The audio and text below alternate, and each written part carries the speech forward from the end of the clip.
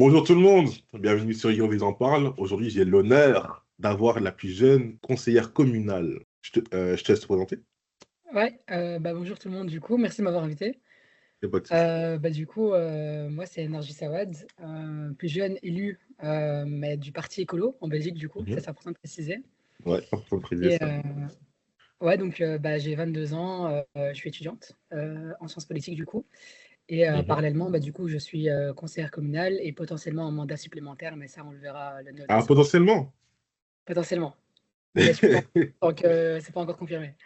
Il n'y a pas de souci. Il n'y a pas de souci. On Donc peut-être que quand ça sera publié, ce sera le cas et donc je le dirai en commentaire. on va commencer du coup par la première question. Qu'est-ce qui t'a motivé à t'engager en politique avec Écolo à un si jeune âge et quels sont les enjeux locaux qui te tiennent particulièrement à cœur? C'est une réponse à laquelle à laquelle j'ai dû répondre à plusieurs reprises du coup pendant la campagne. En fait, il faut savoir que je suis membre, écolo depuis le covid, donc depuis 2020, il me semble. Donc là, ça fait 4 ans, j'avais entre 17 et Mhm. 18 ans et comment j'en suis arrivée là? En fait, je le dis, hein, moi, mon engagement politique, en fait, il rentre dans la continuité de mon engagement militant. J'ai d'abord été très militante, j'ai fait, pas mal d'assos, j'étais là, quasi toutes les manifs. Dès qu'il fallait avoir une manif, j'étais présente, dès qu'il fallait défendre des droits, en fait, j'étais présente. Et petit à petit, en fait, je me suis, construit une conscience politique et je me suis dit: «OK, en fait, ce militantisme-là, j'aimerais l'importer à un niveau où on prend des décisions». Mhm. Je me suis positionnée, j'étais, chez moi à la maison, je me rappelle, dans mon salon et je me suis dit: «OK, quel parti représente les mêmes valeurs?» Sans me baser sur les préjugés et ce que je pouvais entendre, de la part de l'un ou l'autre parti. Donc j'ai regardé gauche, droite. Très vite, j'ai compris que la droite ne me représenterait pas parce que, je dois nier tout ce qui fait partie de mon identité pour pouvoir, rentrer dans les codes de la droite et donc en fait, j'ai commencé à me concentrer sur les partis de gauche, écolo, PS, PTB et Mhm. je me suis intéressée au programme, à ce qu'il défendait comme valeur, je me suis pas retrouvée ni dans les valeurs du PS, ni dans les valeurs du PTB. Pas le PS parce que du coup, j'estimais que c'était un parti traditionnel qui a fait pas mal de temps dans la gauche et qui a fait des bonnes choses, hein, ça je le nie pas. Le parti, le côté, fort axé sur la laïcité me Mhm. dérangeait, sur la neutralité, exclusive me dérangeait. Mhm. J'estimais qu'en fait, quand tu, promeus une neutralité exclusive, en fait, tu rejettes toute une partie de la population et pour moi, ça ne fait pas partie des valeurs de la gauche. Et puis le PTB, en fait, plutôt pour son côté, inactif, souvent dans l'opposition. Alors c'est important d'avoir une opposition, forte, je le soutiens. Mhm. Mais des fois, en fait, quand tu as un aussi grand électorat, qui mise sur toi justement parce qu'ils ont besoin d'une gauche un peu d'une gauche forte Mhm. et que tu prends pas tes responsabilités à monter dans un gouvernement, à plusieurs reprises, alors que tu avais l'occasion de monter avec, la gauche, notamment en 2019, moi, ça me pose problème aussi. Et aussi sur l'opposition sur les Ouïghours. Je n'ai jamais été très claire sur, le génocide ouïghour, ça m'a dérangé. Et donc, en fait, je me suis retrouvée avec un parti où, de prime abord, j'aurais jamais cru, m'y intéresser et je me suis dit: en vrai, ils ont raison» et donc on me demande souvent, on me dit souvent: «Oui, mais ouais, mais écolo, c'est le parti des, arbres et des animaux». Alors oui, aussi, mais c'est pas que ça et moi, je me suis engagée d'abord, pour le côté social d'écolo, justement pour toutes ces valeurs qu'ils défendent.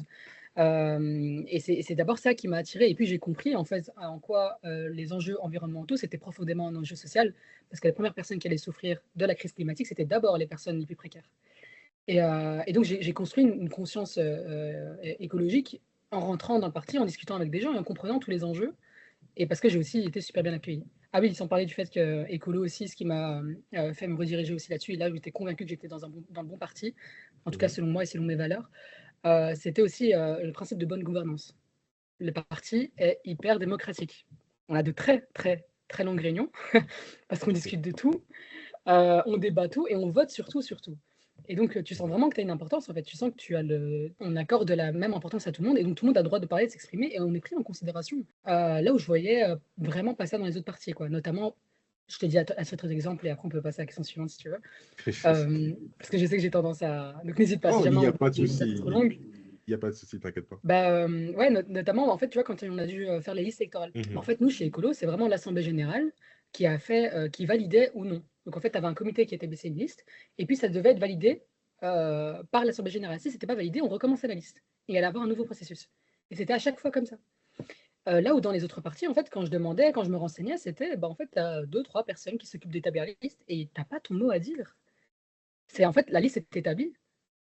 tu fais confiance, aux 3 personnes, généralement, c'est des personnes qui sont là dans le parti depuis pas mal de temps, voilà Mhm. et puis point, quoi. Et donc tu laisses pas place, au débat, à la discussion, à qui on veut, enfin, qui on veut, comme étant nos représentants, et on l'a fait à chaque fois, même pour on l'a fait par étapes, on l'a fait pour les têtes de liste, donc pour les 2-3 premières têtes de liste, donc les personnes qui nous représenteront le plus du coup, qui porteront le parti et puis à chaque fois pour toute la liste.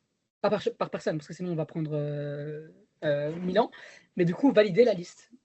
Et si on Mhm. l'a validé, on est revenu là-dessus. Et pour moi, c'est super important. C'est aussi ce truc-là, c'est de se dire, OK, bah, on est dans une démocratie, on écoute tout le monde, et puis bah, on est surtout un parti, on est une communauté en fait. Et donc on vote en communauté, on réfléchit commun et pas individuel. Là où j'ai beaucoup retrouvé ça dans les autres partis. Du coup, écolo, c'est vert, social et démocratie.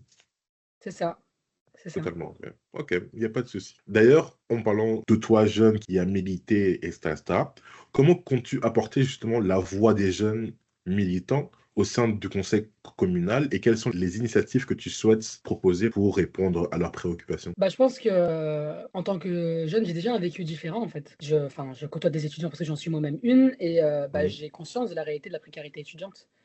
Et ce que ça impose. Après, on faut pas oublier qu'on est dans un niveau local. Donc forcément, il y a pas mal Mhm. de choses que je ne peux pas faire Oui, c'est sûr. parce que bah, je suis réduite.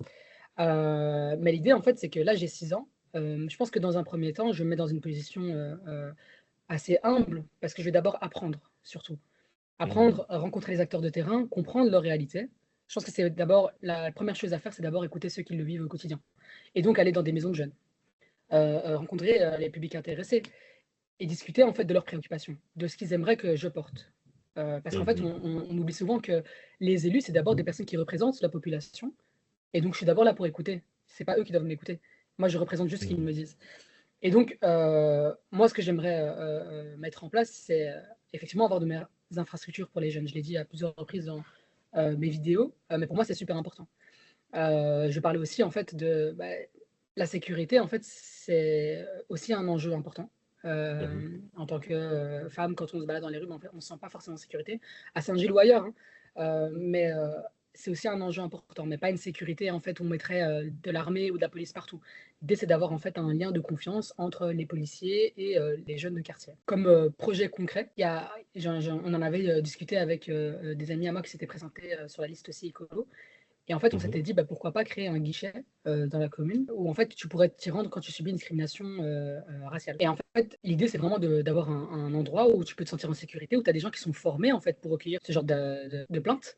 Mhm. Là où t'es pas directement en confrontation avec la police, qui parfois malheureusement n'est pas formée à ce genre de situation. Et donc l'idée c'est d'avoir en fait un point relais, et puis en fait ces personnes-là s'occuperont de t'orienter vers un cabinet et t'accompagner en fait. C'est même de savoir si tu vas bien. Voilà, l'idée c'est vraiment ça quoi. Après, en tant Ok. que projet concret, je pense que, comme je t'ai dit, je me mets d'abord dans une position humble. Je pense que j'ai d'abord beaucoup à apprendre.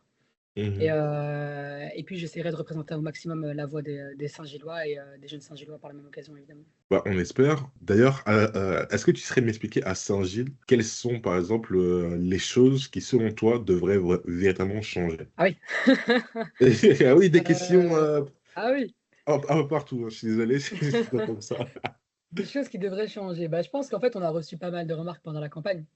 Mhm. On a reçu surtout des remarques en fait, en réalité sur, la question du logement. Soit la non-accessibilité à des logements, soit, l'insalubrité des logements sociaux. Mhm. Donc ça, je pense que c'est, en fait, on devra faire un travail colossal là-dessus, sans oublier que malheureusement, on a un gouvernement, enfin la démocratie est décidée, donc on a un gouvernement de droite qui a été élu et donc forcément, en termes de budget, on sera moins facilité pour justement pouvoir déployer ce genre d'aide. Donc on a eu le côté logement pendant la campagne, on a eu le côté propreté et le côté sécurité. Donc je pense que c'est 3 axes sur lesquels on devra travailler. La population en parlait. D'ailleurs, bah, on l'a ressenti même pendant les débats politiques.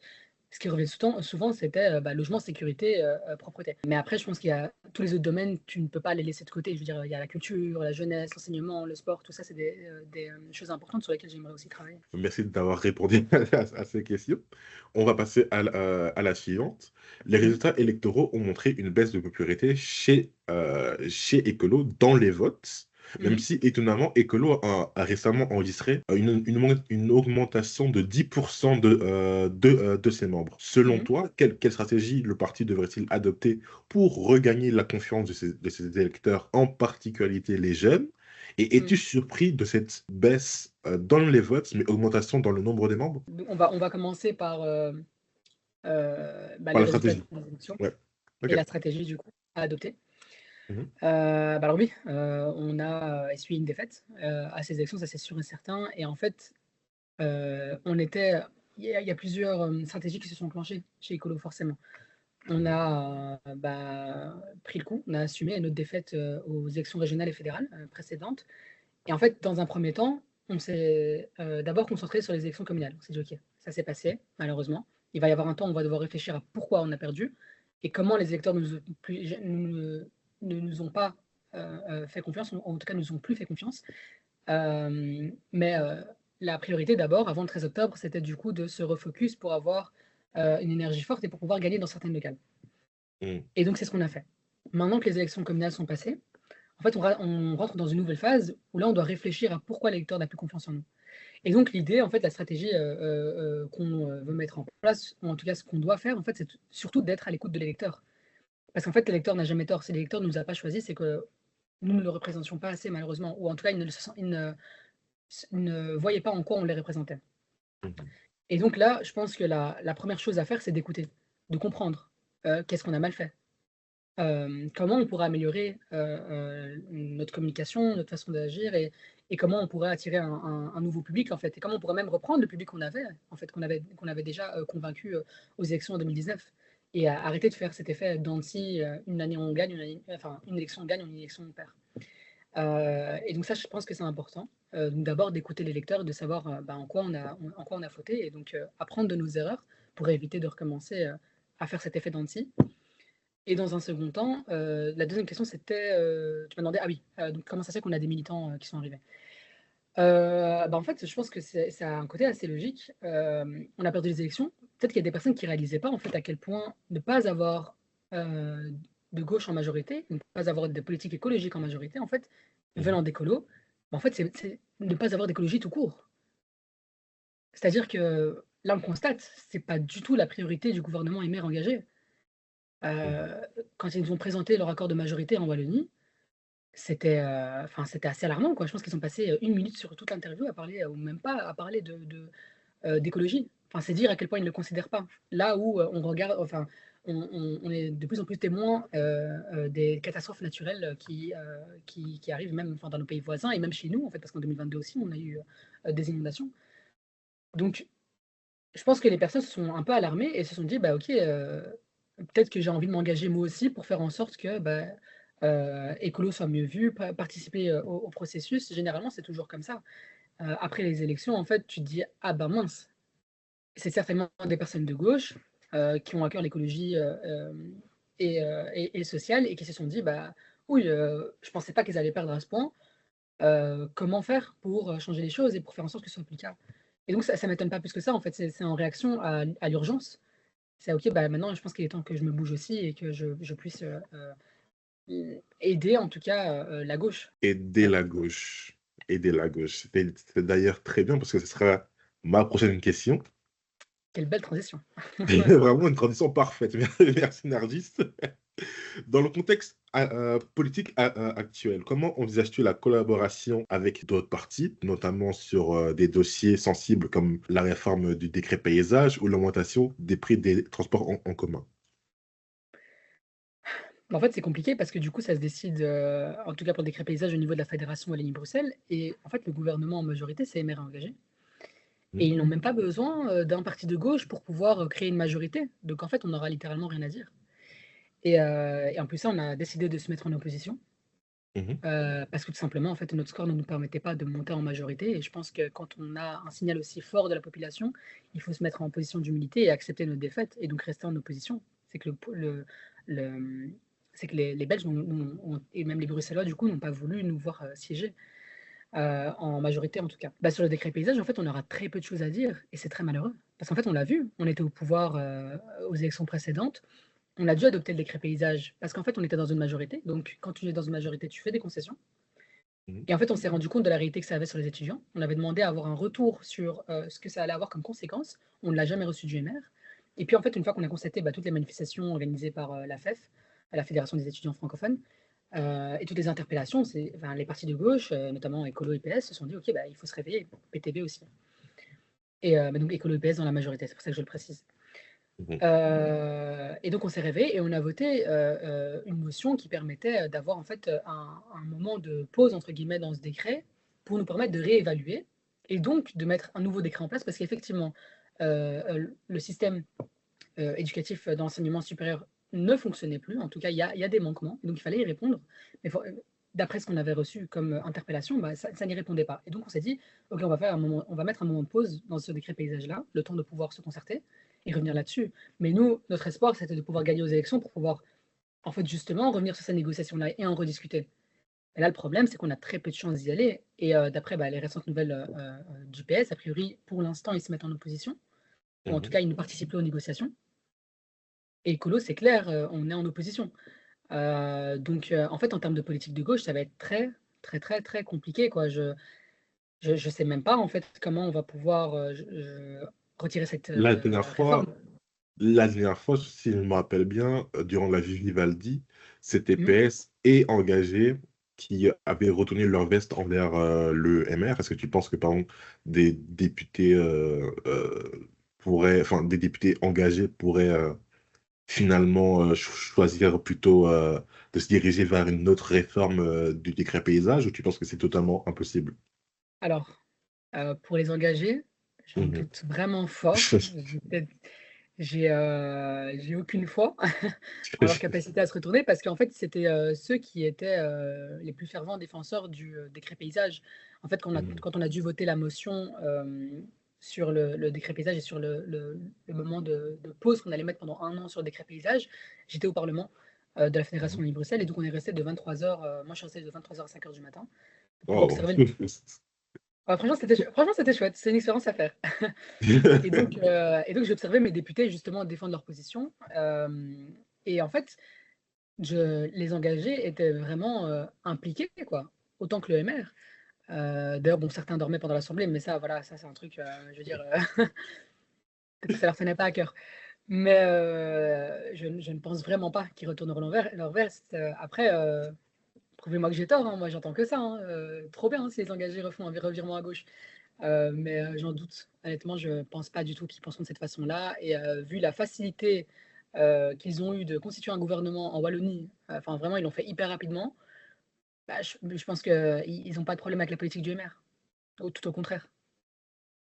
Et par rapport à l'augmentation des prix des transports en commun, quelle a été par exemple, ta réaction à la Ah bah, publication Vas-y, je te laisse parler. ouais. Bah en fait, je t'avoue que j'étais pas surprise, dégoûtée, mais pas surprise du tout, quoi. Mhm. Bah, on savait hein, qu'ils allaient faire, enfin, qu'ils allaient nous retirer du budget sur plusieurs aspects. On sait sur l'enseignement, on sait sur la santé, on sait certainement sur la justice. Et donc, les transports en commun, en fait, toutes les mesures sociales, ça ne m'étonne pas. C'est la droite. C'est leur principe, en fait. Ils veulent que l'État intervienne le moins possible dans les dépenses publiques. Et donc, ouais, bah, ça m'a rendu très triste parce qu'en fait, un abonnement, ça coûte hyper cher. Et donc, encore une fois, en fait, on fait souffrir les personnes qui sont déjà les plus précaires.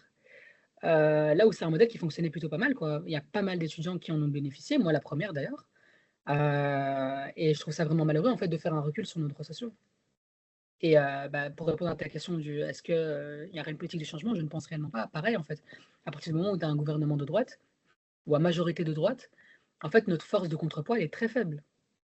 Du coup, Euh, engagé plutôt parti de droite que de centre. Bah, ils se disent centre droit, mais comme je l'ai dit, en fait, une fois que tu as des facilités à adopter autant toutes les politiques du MR, ben, on se pose la question d'où est le centre. Mhm. Donc en tout cas, j'ai du mal à voir le centre. En fait, ces derniers temps, je vois plutôt le droit que le centre, surtout vis-à-vis de ce qu'ils ont voté au Parlement fédéral concernant l'accès à l'IVG. Mhm. Enfin, je Quelle veux dire, c'est polémique. pas ouais, très polémique. Bah oui, parce que pendant toute leur campagne, on en parle. Ils disent non, on est pour l'augmentation de délai, on est pour l'accès à l'IVG. Et puis, en fait, quand il faut voter, bah non, en fait. Donc, à un moment donné, il y a des questions qui se posent. Et bah, en fait, ça témoigne juste du fait que les engagés se droitisent de plus en plus. On va passer à la suivante. Quel projet écologique concret souhaites-tu mettre en place dans ta commune pour promouvoir la durabilité et sensibiliser les citoyens aux enjeux environnementaux? Ça aussi, c'est une bonne question. J'espère que j'y répondrai mieux à la fin de mon mandat, d'ailleurs. En fait, je pense qu'il y a eu un réel problème de communication aussi. C'est l'un des problèmes qu'on a enfin, qu'on a eu pendant ces élections-ci, pendant cette campagne, c'est notre, problème à communiquer, l'importance, sur, les enjeux climatiques et de faire comprendre, en fait, en quoi les enjeux climatiques sont profondément un enjeu social. Et donc je pense que l'un des trucs les plus importants, avant même de mettre des mesures en place, c'est d'expliquer aux gens. C'est qu'ils comprennent, en fait. C'est de prendre un moment pour leur expliquer tout. Parce que, voilà, des fois, en fait, on a tendance un peu, nous les écologistes, malheureusement, et je le dis en toute honnêteté, à adopter un vocabulaire assez compliqué. Et donc, vocabulaire universitaire, et donc c'est forcément moins accessible au grand public. Moi, l'important, c'est ce que j'ai souligné d'ailleurs pendant toute ma campagne, locale. Je disais: «Il faut qu'on soit un maximum accessible». Parce que si on veut toucher le grand public, c'est pas en parlant avec des mots compliqués qu'on arrivera à les toucher. Je disais: «Le public qui comprend les mots compliqués, comprenne aussi les mots faciles». Donc en fait, il faut avoir une sorte de balance, dans notre façon de nous exprimer au public. Et je pense que du coup, moi, l'une des premières mesures que j'aimerais mettre en place avec le groupe, parce que c'est d'office, c'est du collectif, c'est jamais de l'individuel, c'est d'abord de rencontrer la population et de discuter avec eux, de prendre des moments justement pour leur dire: «Bah, écoutez, en fait, voilà en quoi les enjeux pourquoi les enjeux environnementaux sont importants, en quoi ça vous concerne directement», et puis, en fait, avoir un échange. C'est pas juste leur expliquer et donner une conférence et puis, voilà, ils partent chez eux. C'est aussi d'avoir des retours de terrain et donc eux-mêmes nous parleront de leur expérience de vie et puis on pourra discuter et puis là, en fait, entamer un discours et puis mettre des mesures écologiques en place dans notre commune et dans notre local. Mais dans un premier temps, d'abord les écouter et leur expliquer et avoir un vrai dialogue avec la population. C'est d'ailleurs ce que disaient beaucoup les membres du PS, si je me rappelle bien, un problème vraiment de communication en fait, dans toute la gauche, Mmh. sauf des fois au PTB. Est-ce que tu penses que genre, les écolos devraient par exemple suivre l'exemple de communication que le PTB fait? Ça dépend de ce qu'on parle. Leur, stratégie de communication, Mhm. en fait, le fond de leur communication, il y a pas mal de fois où je suis pas forcément d'accord parce que c'est beaucoup de show, mais ça fonctionne. Mhm. Honnêtement. Mais de l'autre côté, Ça je pense qu'en fonctionne fait comme ça fonctionnait par exemple pour le MR. oui, voilà. Mais je pense qu'en fait, on doit avoir plus de présence sur les réseaux sociaux. Mhm. Notre politique, elle est correcte. Elle est en accord avec nos valeurs, mais il faut qu'on soit Mhm. plus présent, notamment sur des plateformes style, TikTok,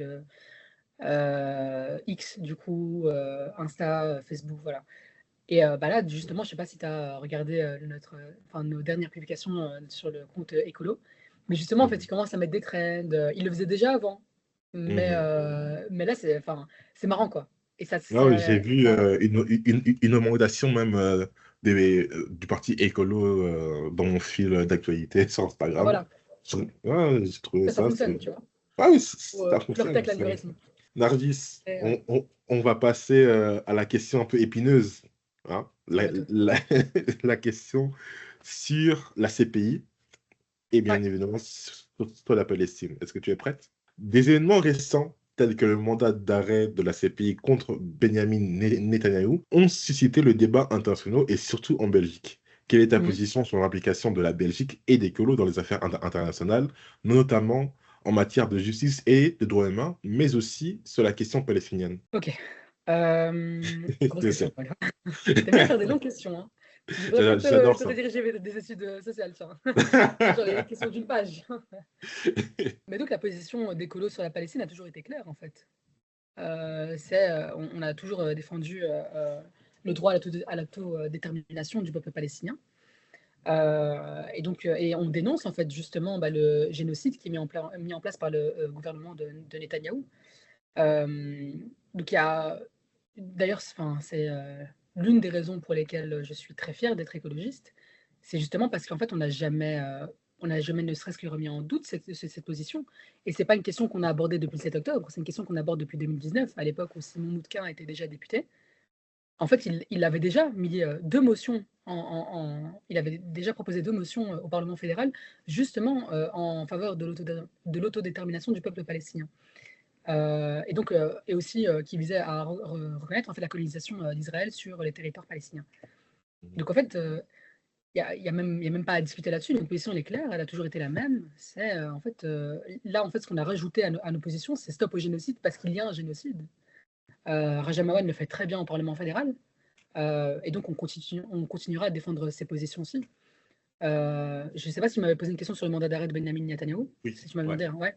Mhm. Bah, en fait, dès qu'on a reçu l'information, Rajamawan était la première à faire une publication, à dire en fait, nous les écologistes, nous demandons à ce que le gouvernement belge prenne ses responsabilités et donc arrête Benjamin Netanyahou si un jour il arrive sur nos terres. Et ça a été fait. Il me semble que le Premier ministre l'avait confirmé et que donc du coup, si Benjamin Netanyahou met les pieds en Belgique, met un pied en Belgique, bah, en fait, il devra être arrêté, au contraire de la France, malheureusement d'ailleurs. Ouais, petite pique aux Français. Mais donc voilà, en fait, je suis plutôt très fier en fait, des positions que les écologistes ont sur le génocide palestinien et sur la colonisation d'Israël sur les terres palestiniennes. Du coup, pour toi, c'est plutôt une solution à deux États plutôt qu'à un État. Je pense que c'est inimaginable d'envisager une solution à un État, en l'état actuel des choses. Enfin, je veux dire, on ne, on ne pourrait pas effacer toute une population qui est déjà qui habite sur place depuis un certain temps. En fait, c'est des générations qui se sont créées. On a toujours pensé à une solution à deux États. Parce qu'en fait, il n'y a pas d'autre solution que la solution à deux États. Mais Mhm. donc, une solution à deux États qui reconnaît en fait aussi les droits des Palestiniens et deux vrais États entiers en fait qui ont leur pouvoir en fait et une vraie démocratie dans les deux États. Ce qui n'est pas le cas pour l'instant parce que du coup, bah, en fait, les Palestiniens n'y parviennent même pas dû à tout l'ascendant que Israël a sur la Palestine. On- D'ailleurs, on parlait du coup de la position d'écolo au Parlement fédéral. On peut voir qu'il y a eu beaucoup de critiques justement sur la ministre enfin l'ex-ministre maintenant des Affaires étrangères sur la question palestinienne, mais aussi, Adjalabi.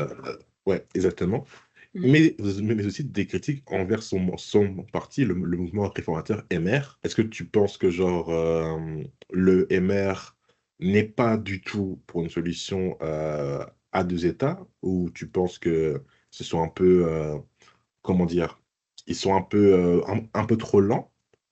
Ce sont les mêmes paroles que Ecolo avait au Parlement fédéral. Mhm, mhm.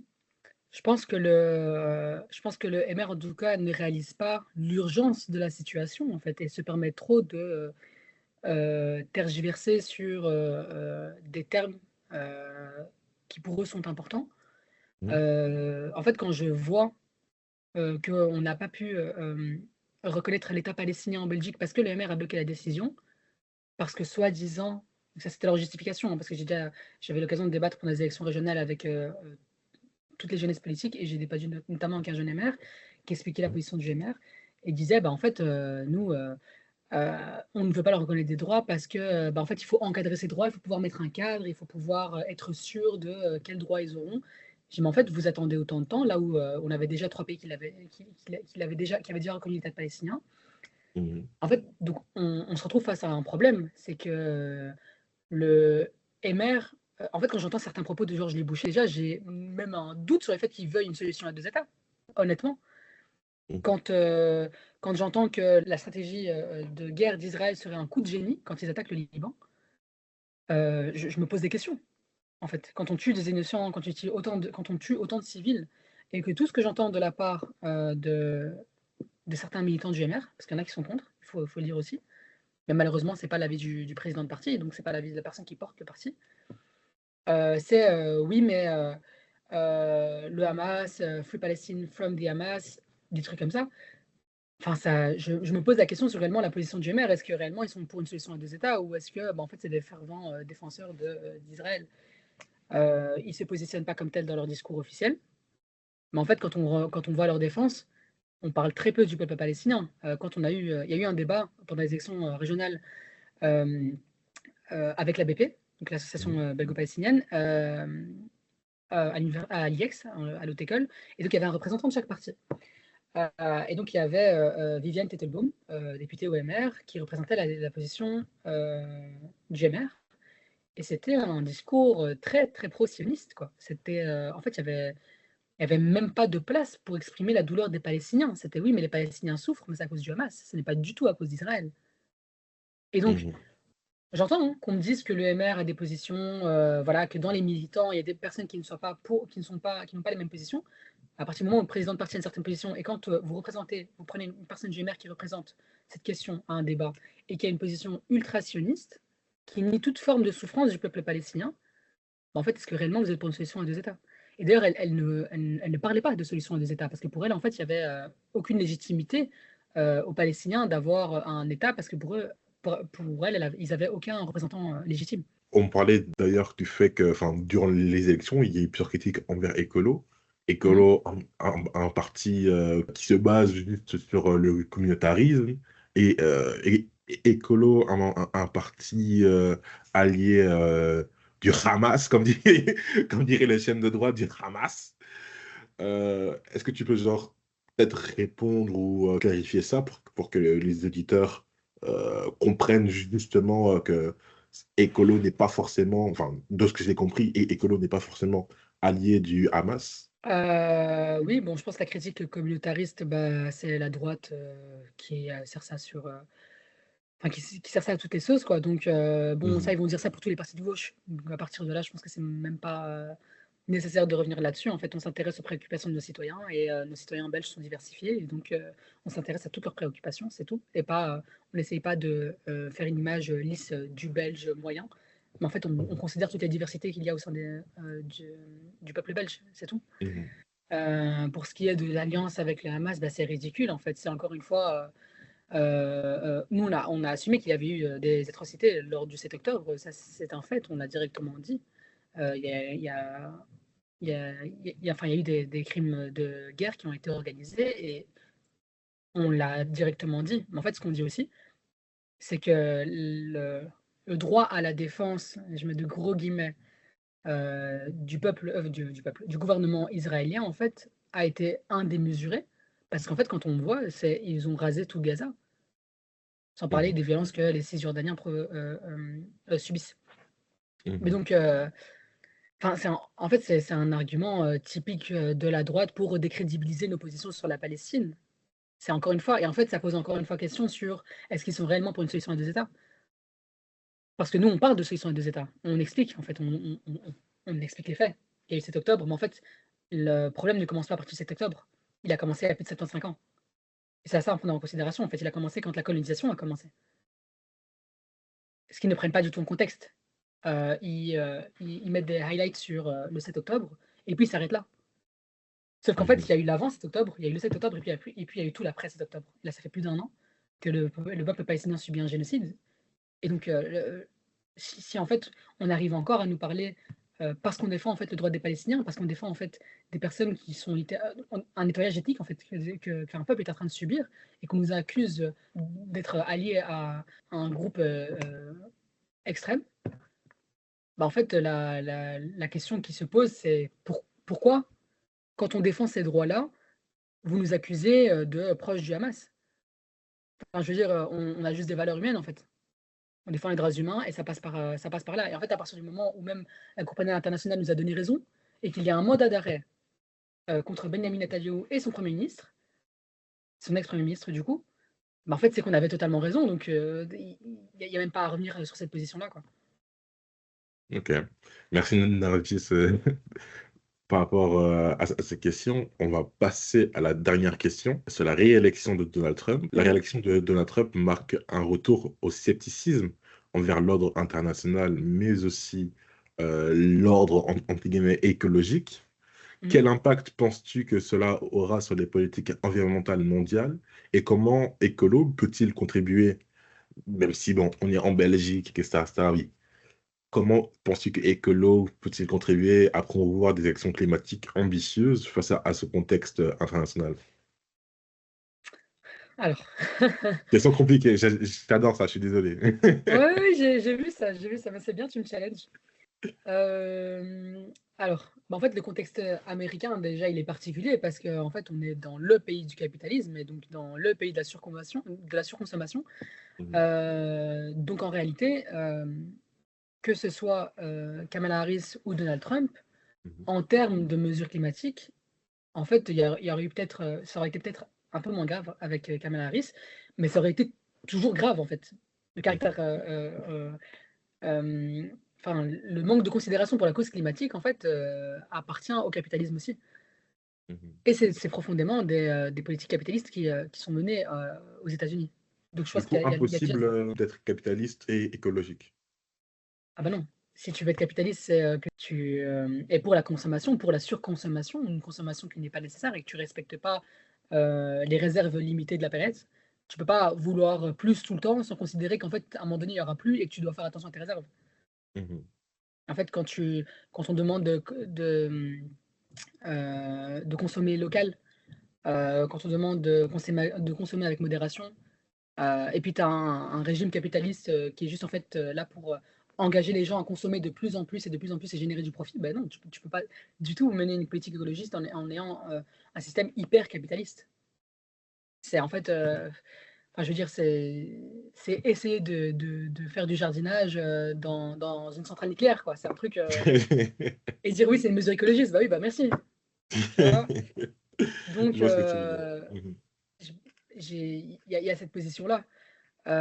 Et comment le parti écolo pourrait avoir un impact vis-à-vis de ces politiques internationales, bah, je pense que toujours en essayant de sensibiliser, en fait. Mais bon, entre le tout petit pays qu'est la Belgique et la première force mondiale qu'est les États-Unis, c'est très compliqué, en fait, mhm, de pouvoir avoir un impact, en tout cas sur la politique des États-Unis. On a essayé d'influencer les votants, en tout cas les Américains résidant en Belgique, qui avaient le droit de vote, mhm, en parlant de position, en fait, sur le vote qu'il devait y avoir sur la présidentielle américaine.